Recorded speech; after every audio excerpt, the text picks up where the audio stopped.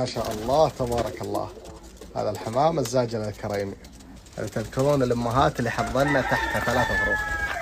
هذه 3 وهذه 3، هذه 3، هذه 2.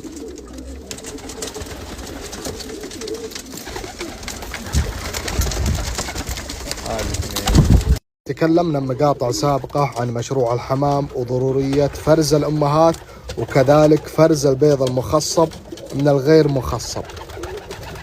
أحيان رغم حرصك يعني يكون فيه جوز أو جوزين ما تمر عليه وقت الفحص أو ما تنتبه له، فهذه النتيجة.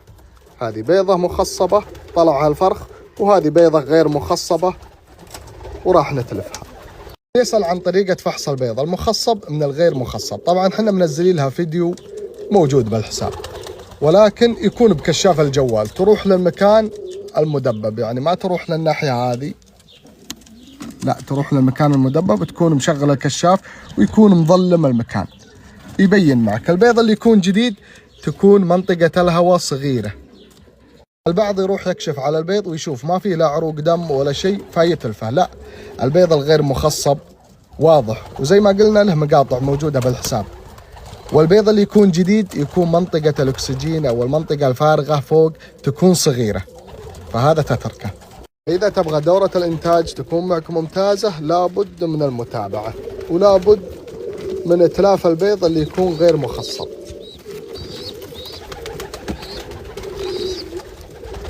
وانت تخصص مثلا كل يوم جمعة أو يوم خميس أو يوم سبت أو يوم أحد، تبدأ بفرز البيض.